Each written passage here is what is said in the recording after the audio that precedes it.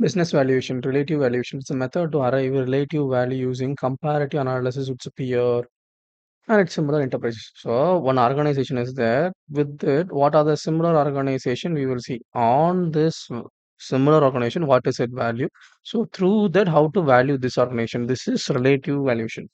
Financial analyst uses relative valuation to validate the intrinsic value. Intrinsic value now.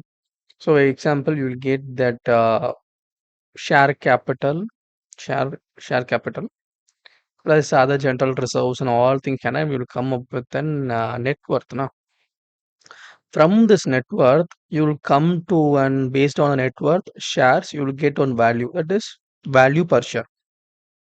That is an indirect value of intrinsic value.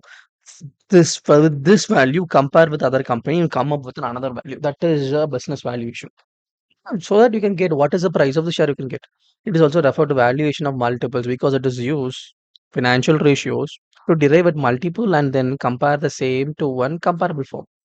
So it derived from multiple methods. There are various methods. Through various methods, that methods are being computed on different similar company. Then after it's being valued. Okay, are you using this method in this company, this method in this company?